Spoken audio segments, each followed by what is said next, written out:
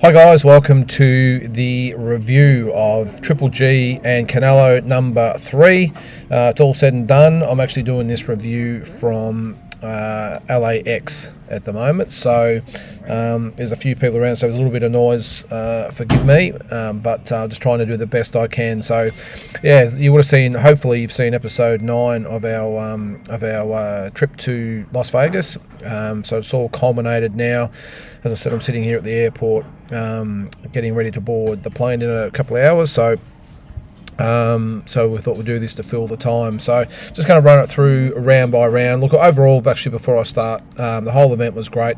I was lucky enough to be at the first 2 fights, which were fantastic, and to round it off with the trilogy fight was good.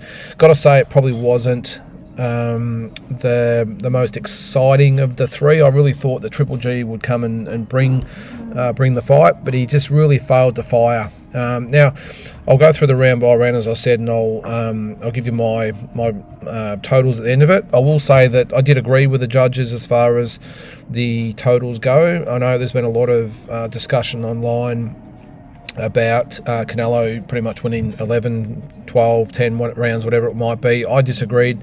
I haven't seen the replay, of course. I was actually in the arena, so it's a little bit different.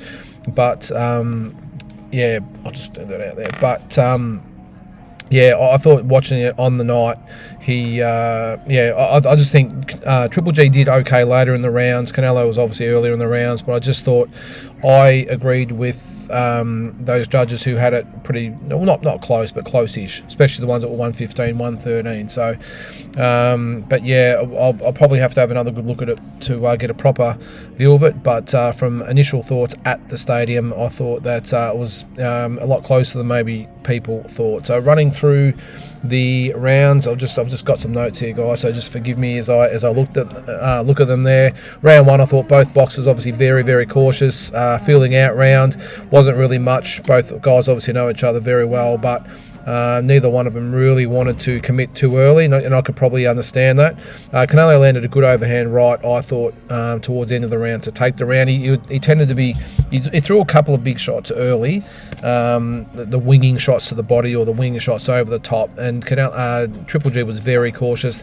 As I said, both semi-cautious, but Canelo just maybe with his aggression won the round. So I gave that round to him 10-9. Second round, I thought another cautious round. Canelo started opening up towards the end of the round.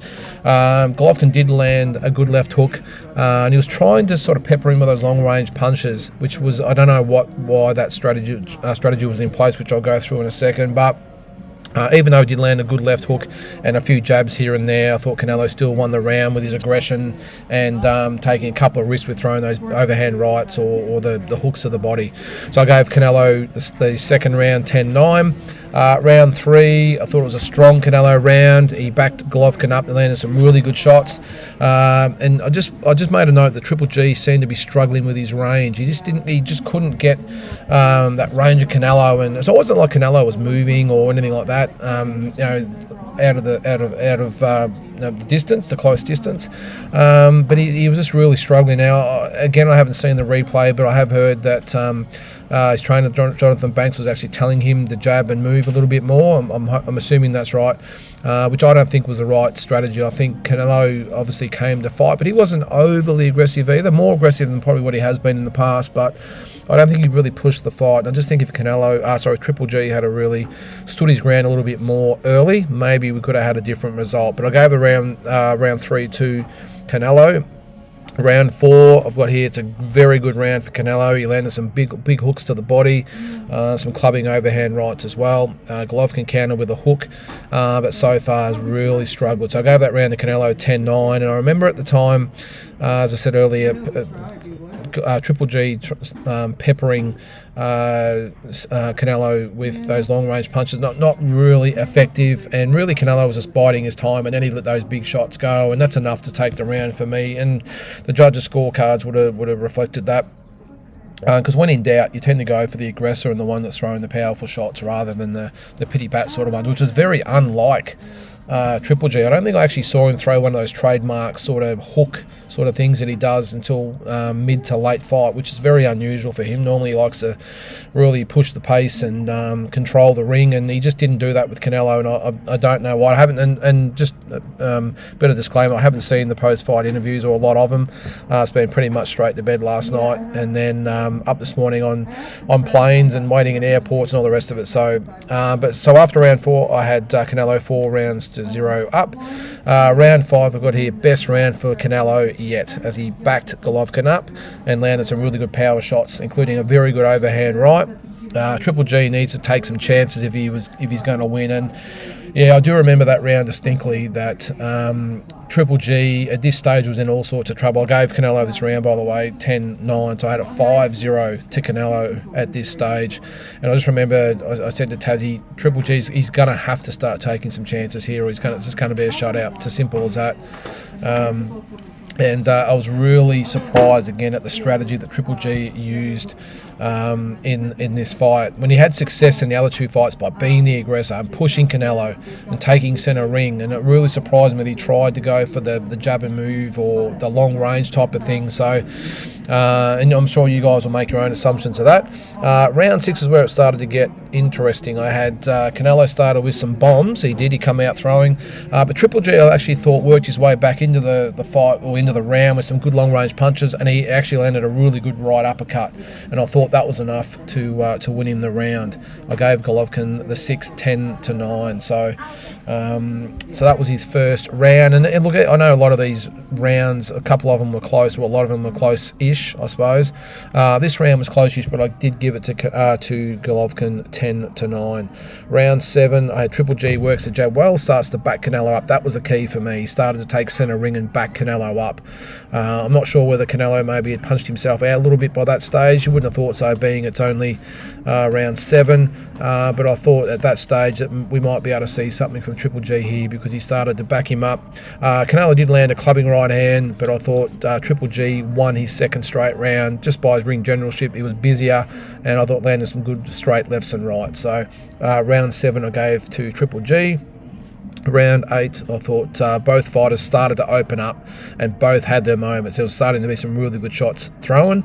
I actually thought Triple G was busier and landed a lot more of his straight punches. Canelo again really liked to wait, and then he would throw the big hook to the body or the big overhand right. But I thought Triple G was as busier. He threw some good straight shots, landed some good lefts and rights. Did actually land a good left hook as well, I thought, and that was enough to give him the round. So at this stage, I've got it 5-3. I gave Triple G his third straight round. And I know a lot of you guys are probably out there with your, thinking, having their own opinions. However, this is just the way I saw it on the day or on the night. I haven't seen the replay yet, so I know it's a lot different on TV than being there in person. But this is just the impression I got in the building. Round 9, best round of the fight. Both fighters traded bombs and landed bombs, which was great. Canelo actually got rocked by a left hook, if you can remember that. It was actually a good shot. Again, I don't know what it looked like on TV, but the knees looked to buckle. And he actually followed up with some good shots. The crowd were on the feet. However, having done that, or trying to press the action, Golovkin did wear a big overhand right. Very, very close round. But I gave it to Triple G again. So it's actually his 4th straight round. I thought a couple of closer rounds early in the fight I gave to Canelo, but I gave this round to Triple G. So at this stage it's 5-4 for Canelo. Round 10. Stay with me here, guys, because you're probably all thinking, what the hell was he talking about? Canelo won every round. But again, it's just my opinion. Round 10, Triple G remained busy, but Canelo started to come forward again, which I think was quite telling. It let Triple G back him up for the previous few rounds. I think getting the centre ring back was a major factor. Landed some really good overhand rights and a good left hook to win the round. There was actually a head clash as well during that round as well, round 10. Which could have caused some concerns, but end of the day, it didn't cause any substantial damage. But I gave Canelo the round 10-9, so at this stage I had it 6-4 for Canelo. Round 11. both fighters come out hard and landed good shots. This is probably one of the better rounds of the fight as well, I thought. In what was an overall dull fight, I thought this is probably one of the better rounds. Both had their moments, but Canelo landed the more prominent punches, I thought, in the round to take the round. So that's 10 to 9 for Canelo. And at this stage, Triple G needs a knockout. It's 7 rounds to 4 for Canelo, and Triple G surprisingly didn't really come out with any bad intentions. Neither did really Canelo, to be honest. I got a feeling his corner was telling him that you're way in front, just do what you got to do in the last round. But Triple G, again, he just didn't.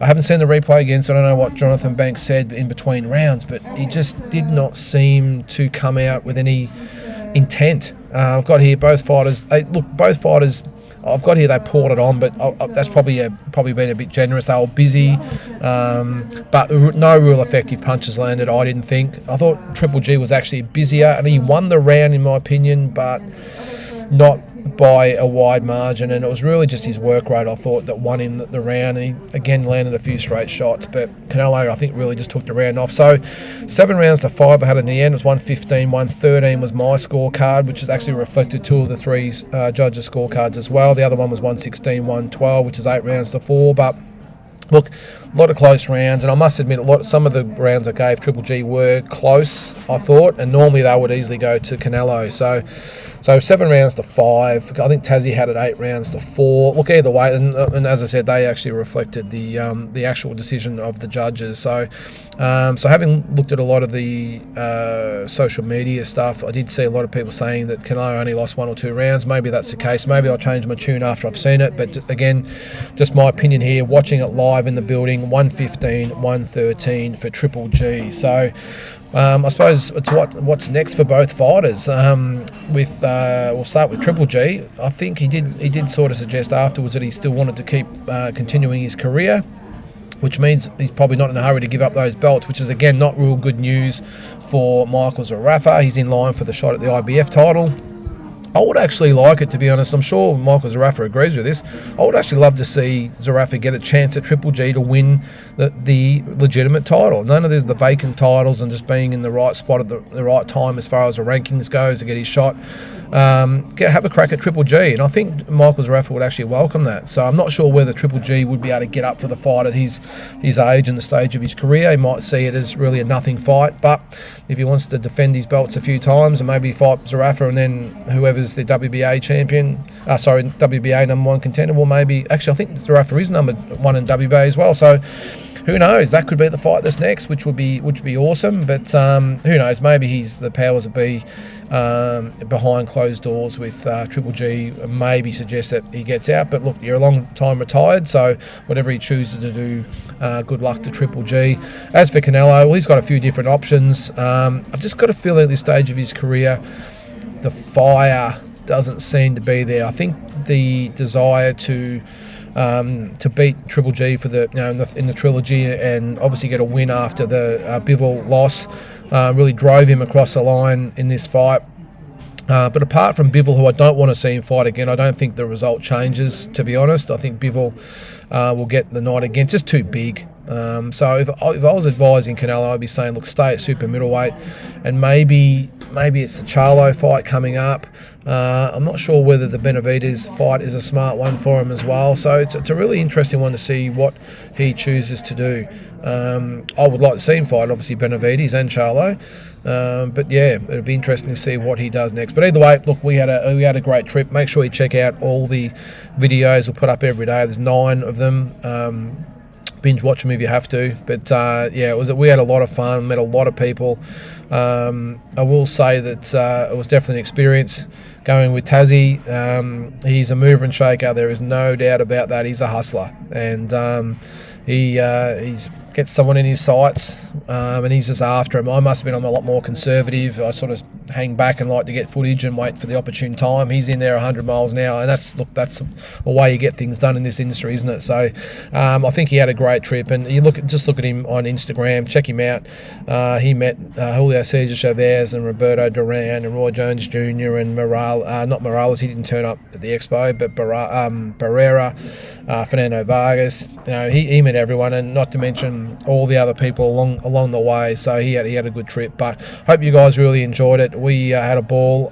We will be back in Las Vegas in January for the Tim Tszyu fight, so we'll do a similar thing. Hopefully we might be able to get a few interviews with Tim and his team along the way. Not so sure we'll get to Shannon O'Connell, Ebony Bridge. Not sure whether that is yet. That's probably going to be in England.